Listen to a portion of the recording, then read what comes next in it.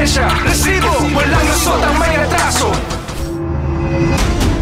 Ang mga resibong nakalap ngayong hapon, iba't ibang krimen ng sex trafficking, inaksyonan ng resibo kasama ang ilang operatiba sa loob ng unit na ito sa isang paupahang building sa Espanya, Maynila. Pinapunta ng mga asset ng NBI ang target na si Patricia at ang kanyang mga alaga. Mga maselang larawan at video ng mga batang 12 taong gulang pababa natagpuan ng mga otoridad sa 2 cellphone ng isang ginang sa Bulacan. Hinala pa nila, isinalang din ng mga batang ito sa live shows para sa mga dayuhang customer. Confirm. Confirm na.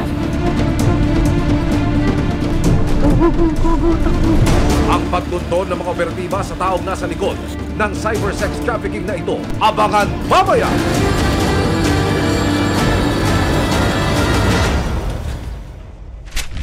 Kaibigan pa bang maituturing kung ang pakay sa iyo'y ibenta ka?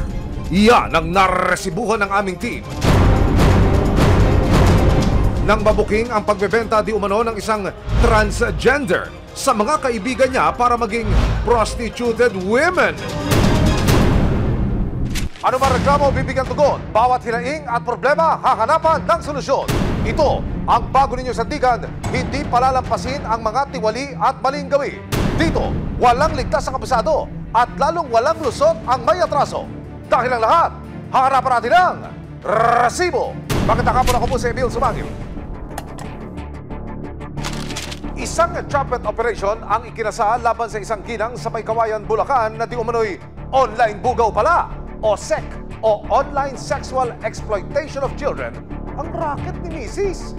Ang inilalako niya sa mga dayuhan niyang parokyano sa halagang 1,000 pesos. Ang kanyang sariling anak. Matindi ka, Mrs.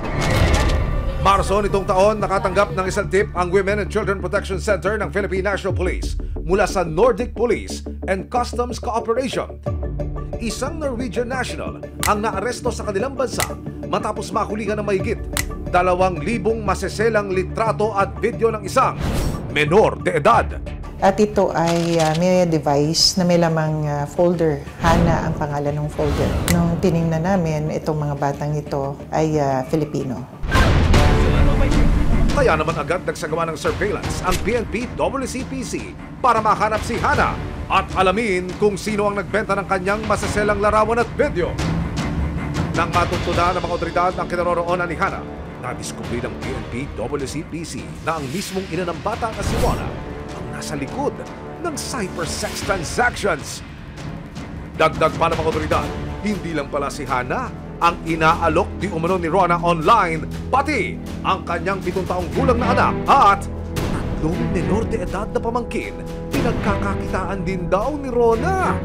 Ayon sa impormasyong natanggap ng PNP, nagpadala raw si Rona ng masiselang video at larawan ng mga bata kapalit ng 1,000 hanggang 2,500 pesos. Pero ang mas nakababahala, posible rin daw na isinasalang ang mga bata sa live show sa pamamagitan ng pakikipag-video call sa kliyente.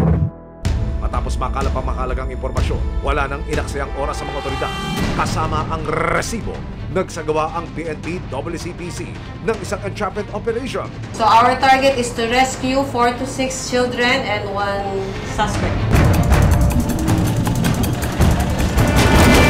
Susunod! Matapos magpadala ng mga operatiba ng 2,000 piso. Pasensya ng video na. Pasensya ng video. I-play lang natin, tas video call, then go na po. Confirm. Confirm na. Takbo.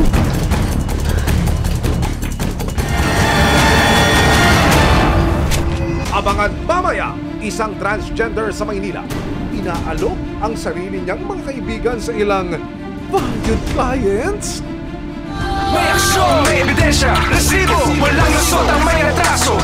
May aksyon, may ebidensya, resibo, walang lusot ang may atraso. Ginang sa Bulacan, ibinebenta ang sarili niyang anak at mga pamangkin online. Kaya para mahuli ang suspect na si Rona, hindi niya tunay na pangalan at masagip ang mga paslit niyang biktima, agad na nagsagawa ng entrapment operation ng PNP WCPC. Kung may kasama, hindi ko na lang yung identity niya o ID. Second, yung victims, Kailangan makuha pa rin natin identity through take a picture. Ang sistema natin is, meron mo na show, sa band gagawin, and then after the show, we start now the rescue and the entrapment.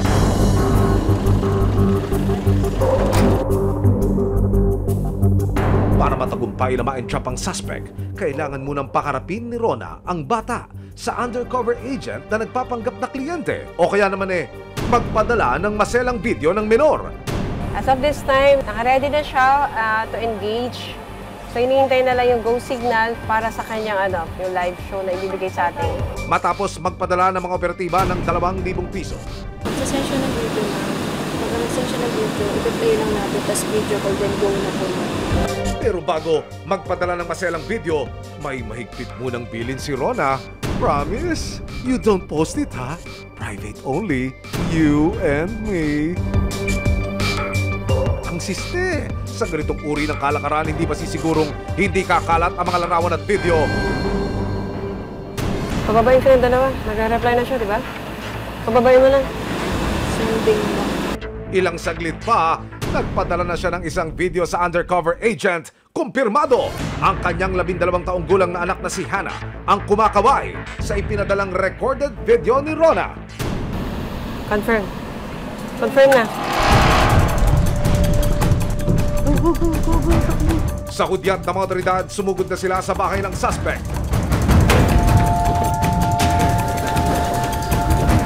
Inaresto na si Rona at binasakan ng kanyang mga karapatan. Ano man ang iyong sasabihin ay maaaring gamitin pabor o laban sa iyo. Nasagip din ang kanyang 2 anak na sina Hannah at Ella, hindi nila tunay na mga pangalan. Isinama muna sila sa PNP WCPC headquarters sa Camp Crame.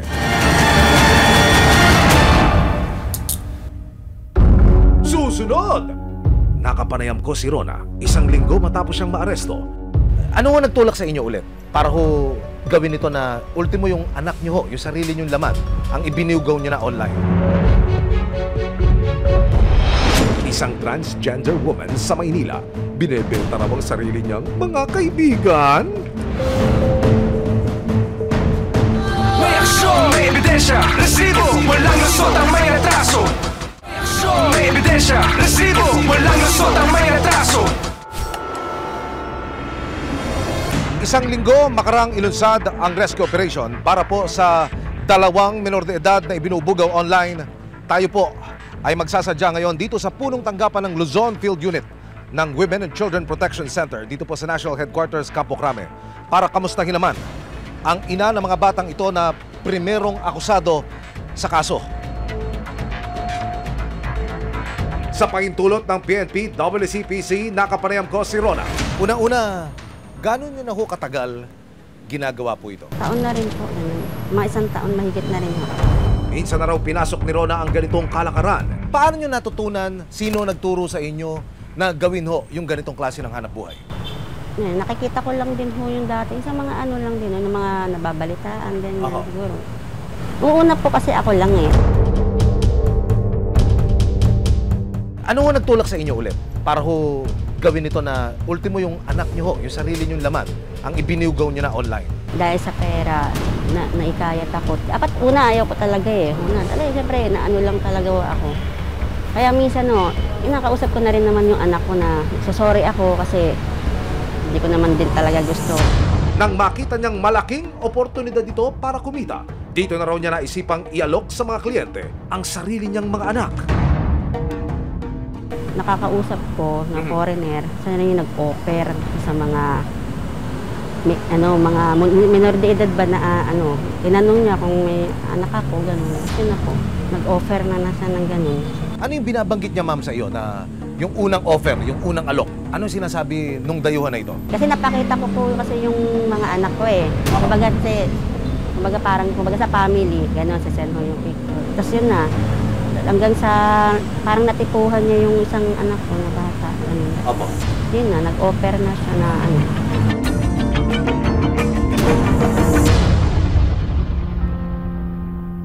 Meron ho bang pagsisisi sa inyong kalooban niyo?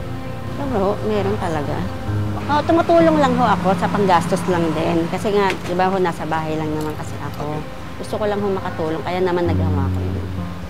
Naharap si Rona sa kasong paglabag sa anti-trafficking in person, violation of RA 9208 at online sexual exploitation of children o RA 11930. Kung mapatunayang nagkasala, habang buhay na pagkakakulong ang kakarapin niyang parusa. Samantala, ang mga nasagip na menor de edad na sina Hana at Ella dinala na sa isang shelter. Natutuwa kami na nakaka-recover na sila. Maganda yung recovery nila. Hopefully, sana maintindihan kami na magulang na itong mga ganitong bagay supposed to be ay bantayan. Be aware doon sa mga ina-upload natin. Maaring ito ay maabuso mga bata o kaya ay may pasa. 5 babae na naimbitahan mag-inuman, nire-recruit na pala sa prostitusyon at 4 sa mga ito, menor de edad. Dahil dyan, isang operasyon ang ikinasa para mahuli na ang bugaw na si alias Patricia. Mayo nitong taon, nakatanggap ng report ang National Bureau of Investigation, Organized and Transnational Crime Division o NBI-OTCD. May illegal daw na binebenta ang isang transgender sa Maynila. Ang kanyang ninenegosyo raw online ang sarili niyang mga kaibigan. Agad na isinagawa ng NBI-OTCD at Destiny Rescue Pilipinas ang kanilang pagmamanman. Magsasabi siya na mayroon siyang mga minors na ages, usually 14 to 17 ang sinasabi niya. So pag nag-usap na kayo, tatanungin ka kung ilan yung kailangan mo. Pag sinabing 2, 3, yun, magsisend siya ng photos. So papipiliin ka niya doon. Take your pick daw, ika nga, kapag may napili na ang customer, saka raw dadalhin ni Patricia ang kanyang mga kaibigan at alaga sa napagkasundo ang meet-up place. Ang offer niya is usual is 6,000 to 10,000. Kasi may finder's fee siya na 5,000. Parang cash on delivery. Pagka-deliver, doon ibibigay yung bayad. July 3, 2024, kasama ang resibo, ikinasa na ng NBI at Destiny ang isang entrapment operation. Si customer ngayon magsasabi kung saan yun dadalhin itong mga victims natin, itong mga babae. Nung next na order na natin, doon na natin tinuloy yung entrapment. Ang play, nag-book ng ladies ang mga asset kay Patricia. At your service daw agad si Patricia, kaya naman... Ayun, may prior engagement na dito sa subject yung Destiny Rescue. Ang meet up mamaya mga 5 o'clock. Dito sa Antipolo Street, corner, Espanya. Agad na tumungo sa Espanya sa Maynila ang buong team.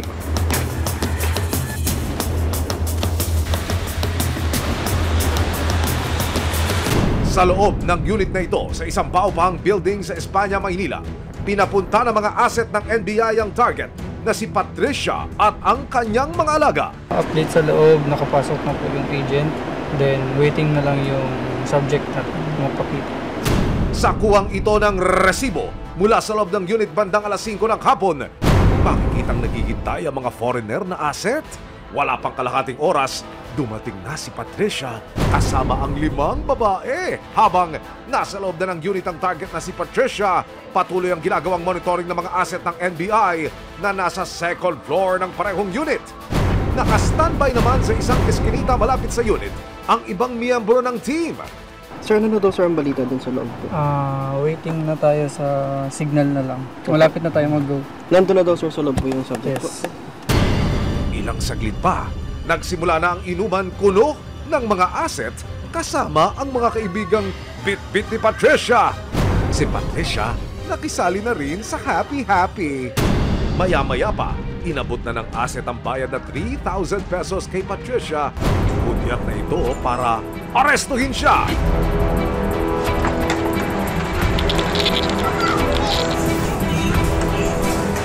Tawag kami ng NBI. Entrapment operation ko. Arestado ka. Yuko na lang kayo, yuko na lang kayo. Na-arresto ka namin, ha? Inuhuli ka namin sa kasong Anti-Online Sexual Abuse and Exploitation of Children Act, Anti-Trafficking in Persons Act, Anti-Child Abuse Law. May karapatan kang manahimik. Ano man sabihin mo ay maaaring gamitin laban sa iyo. Patricia, happy-happy is over! Ang mga social workers sinagip ang 5 babaeng kasama niya. Naka-record ka rin para. Tapos ito yung mga nakuha naming mark money sa iyo, ha.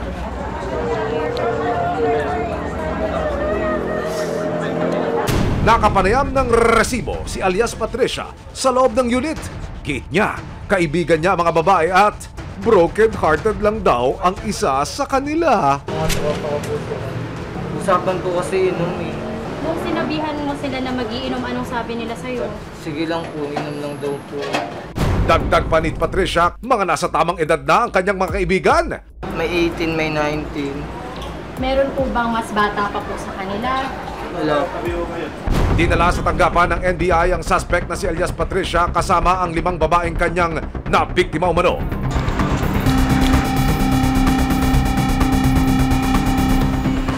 Dito sila inassess ng mga social worker. Hindi kami pinahintulutang makapanayam ang mga na-rescue na babae. Pero ayon sa social workers, hirap ng buhay ang dahilan kung bakit sila sumama kay Patricia. Iba-iba sila po ng reason kung bakit sila na-involve dito. Meron pong kailangan ng panggatas po ng anak, meron na naaya lang po ng kaibigan, meron kailangan pong panggamot ng nanay. Ang dalawa naman, parang bait and switch ang nangyayari. Minsan ang sinasabi lang inuman lang, party lang, ganon. Tapos hindi alam ng bata na i-exploit na pala sila. Because they trust yung subject. Sinubukan ulit ng resibo na makapanayam ang suspect na si Patricia habang nasa tanggapan ng NBI. Kailangan daw kasi niya ng pera para sa kanyang pag-aaral. Sabi mo kanina, para yun sa pag-aaral mo. Pati ba yung pati yung sa mga kaibigan mo, ganun din? May anak din po kasi sila. First time mo lang ba itong ginawa? As in first time? Okay, wala lang sa pag-aaral. Pero, nang tanungin kung magkano ang ipinangakong bayad sa mga tinuturo niyang kaibigan niya, silent mode daw ulit si Patricia. Magkano na pag-usapan niyang babayan sa inyo? Pinamedical na rin ang 5 babae. Pag in-examine kasi yung ipin ng ating mga bata, mache-check nung dentist natin kung ito ba ay minor or legal age na. Sa inilabas na dental certificate ng National Bureau of Investigation, Organized and Transnational Crime Division o NBI-OTCD, lumalabas na 4 sa 5 babaeng na-rescue noong July 3, 2024 ay pawang mga menor de edad pa. Ang naging basihan ng NBI-OTCD, ang unerupted third molars o yung hindi pa lumalabas na wisdom teeth ng mga menor de edad na karaniwang makikita na sa mga nasa legal na edad. Naku, Patricia! What have you done to your friends? Kasalukuyang nasa isang shelter sa Mandaluyong City ang mga na-rescue na kababaihan at mananatili sila roon hanggang matapos ang kanilang rehabilitation. Nakakarap si alias Patricia sa patong-patong na kasong paglabag sa Republic Act 11930 o yung Anti-Online Sexual Abuse or Exploitation of Children at Anti-Child Sexual Abuse or Exploitation Materials Act, paglabag sa Republic Act 9208 o ang Anti-Human Trafficking Law at Republic Act 7610 o ang Special Protection of Children Against Abuse, Exploitation and Discrimination Act. Nasa pangangalaga naman ng NBI ang suspect na si Patricia. Naghihintay na tayo ng commitment order ng court. Yung sinampa naman natin ng kaso sa kanya ay pinabura naman ng Department of Justice.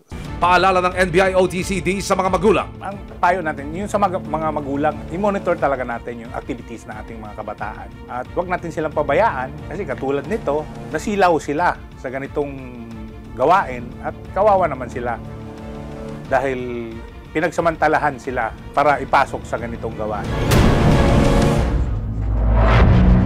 Kasabay ng pagtugis ng mga otoridad sa mga nasa likod ng sex trafficking sa bansa, isa-isa na rin sanang matulungan ang mga naging bihag ng ganitong kalakaran. Lalong-lalo na ang mga menor na tila inagawan ng kanilang kamusmusan.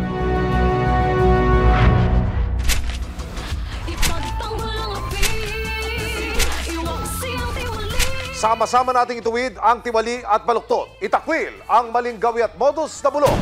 Walang ligtas ang abusado at lalong walang lusot ang may atraso. Dahil ang lahat, hahanapan natin ang resibo.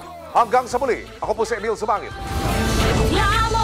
May aksyon, may ebidensya, resibo, walang lusot ang may atraso.